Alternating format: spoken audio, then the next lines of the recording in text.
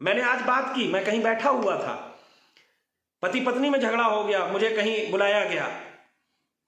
अब मैं बड़ा जोरदार किस्सा सुनाने जा रहा हूं, जोड़ लो 100-200 लोगों को, मजा आ जाएगा। मैं नाम नहीं बताऊंगा कि मैं कहीं बुलाया गया, पति पत्नी में झगड़ा हो गया और पत्नी मायके जा रही थी, मैं रह चुकी, करीबी थे, मुझे बुला लिया गया वहां पे। तो मैंने कहा भाई ऐसे नहीं मायके जाना चाहिए। राजनीतिक विवाद हो गया पति पत्नी के बीच में, राजनीतिक विवाद हो गया। तो पत्नी बोली कि मैं किसी कीमत पे नहीं, मैं तो योगी जी को वोट दूंगी। ठीक, मैं उनकी ये योजनाएं ले चुकी, मैं बीमारी में मुझे इतने पैसे मिल गए, मुझे गैस सिलेंडर मिल गया, मुझे ये मिल गया, मुझे बहुत सारी चीजें उन्होंने बता दी। उन्होंने ये भी बता दी कि ये शौचालय का भी पैसा मिला, ये मकान जो मिला इसके भी 2.5 लाख रुपए मिले, और कहते हैं कि मेरे आदमी को समाजवादी पार्टी चाहिए। मैंने कहा ये उनका निजी अधिकार है कि समाजवादी पार्टी को अगर वो सपोर्ट करते हैं तो कर लेने दीजिए, क्या बात अपराध हो गया इसमें है। मैंने कहा पति परमेश्वर होता है, ऐसा नहीं करना चाहिए आपको। तो बोली परमेश्वर बने ना, गुंडा क्यों बन रहा है। मेरी बोलती बंद।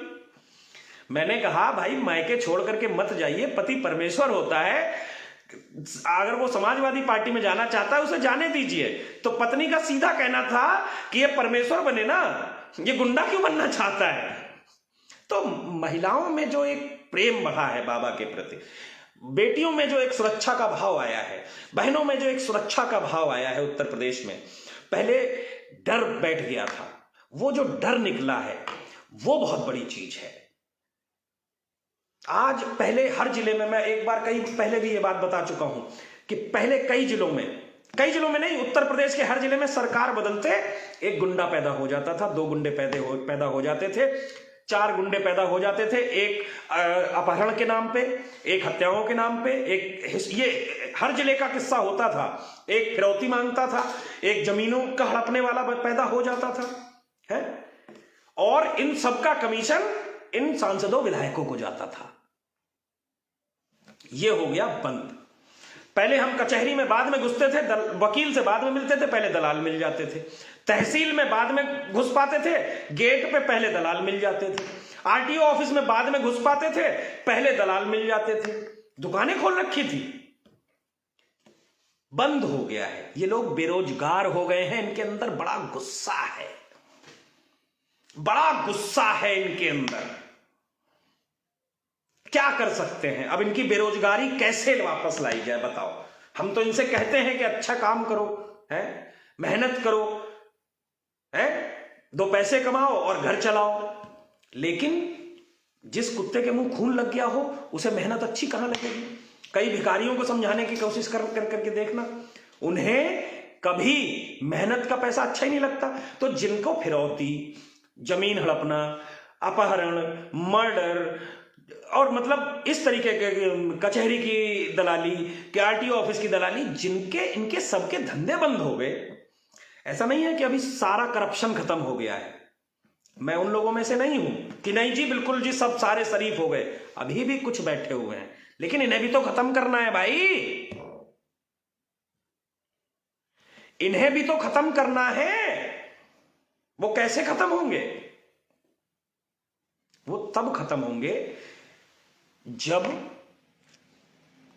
इसी तरीके से बुलडोजर तंत्र, अपराधियों के ऊपर जो नियंत्रण स्थापित करने के लिए बुलडोजर तंत्र की जो स्थापना हुई, वो जब लगातार बनी रहेगी तो इन लोगों का, देखिए प्रेम प्रकाश ने बताया कि मेरठ का चोर बाजार बाबा ने लॉक करवा दिया, ये पिछली सरकारों ने क्यों नहीं किया।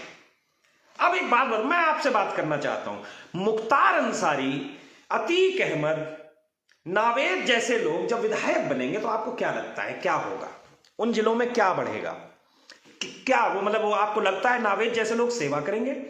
आजम खान जैसे लोग जो हत्यारों को जेल से छोड़ने के लिए पहले एसएसपी पे दबाव बनाया, एसएसपी नहीं छोड़े तो एसएसपी को ही भगा दे, ऐसे लोग जनता की सेवा करेंगे हैं? नहीं।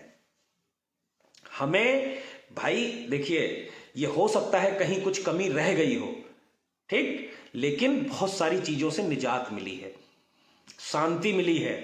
पहले तो एक तंत्र बिल्कुल हावी रहता था, लोगों को कब से थूका हुआ खिला रहे थे, कब से मूता हुआ खिला रहे थे। और कुछ लोग कह रहे हैं कि नहीं जी, अभी तक हमने फल सब्जियां खा ली हैं, जब तक ये मुंह में इनके नहीं मूतेंगे तब तक नहीं मानेंगे।